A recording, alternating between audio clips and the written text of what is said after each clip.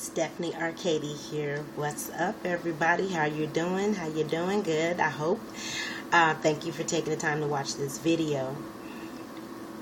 Discovering Who You Are, Part 3 of Be Yourself. Before we get into discovering who you are, let's talk about why there are some people, it's not like they don't know themselves. They're just afraid that who they are won't be liked.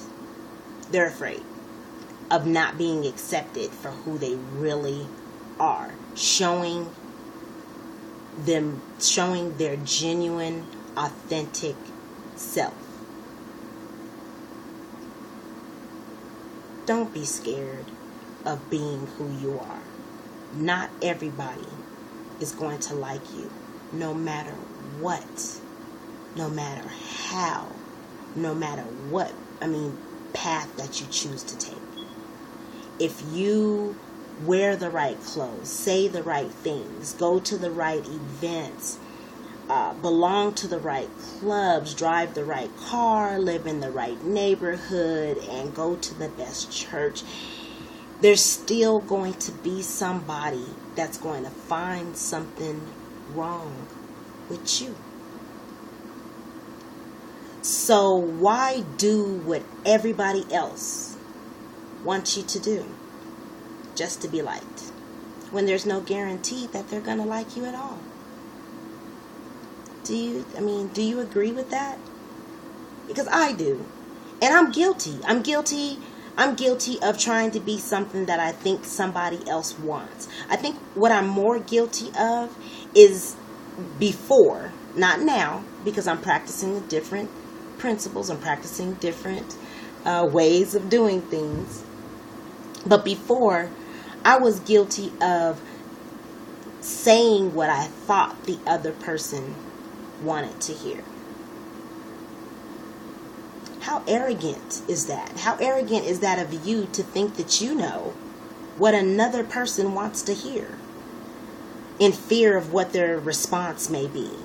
And sometimes we do. Sometimes we can predict another person's response because we know them a little bit. We know that they do or don't like something, or because of different comments that they've made and different reactions that they've had toward other people concerning certain subjects and situations. So we have something to base it on. We do.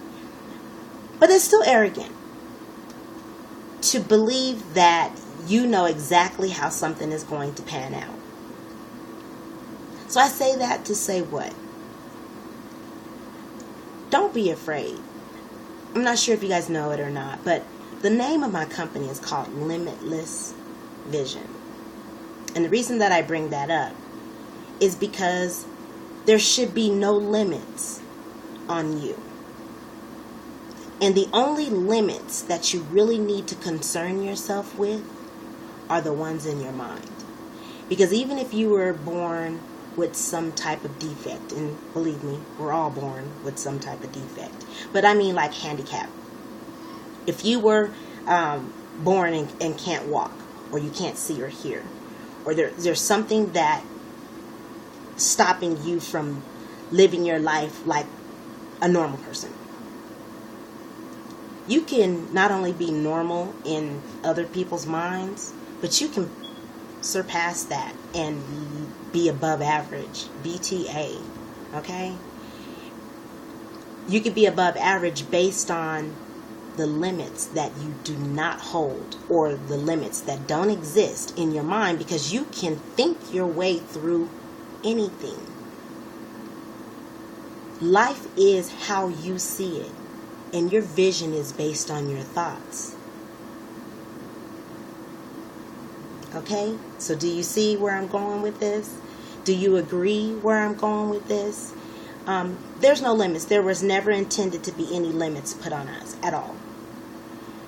And we were born with fears, certain fears. I do believe Jason said in our hangout the other day, he said something about the fear of falling and something else. everything else is learned. And it's true. We do learn all these, you can't, no, put that down. I said that's not going to work. Are you serious? That's stupid. Are you crazy? Get a job, blah, blah, blah. You name it. Those fears will be instilled in you by the people that are surrounded around you. Just imagine you being surrounded around people that say you can do it. You got this. You are amazing. You are powerful. You can do this.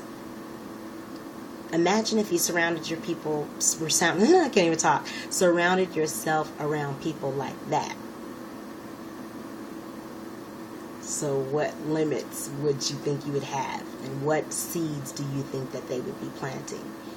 Don't be afraid to be yourself. Don't worry about who likes it and who doesn't like it, because the ones who don't like it, who cares? They don't contribute to your life either anyway. So what difference does it make whether or not they like who you are?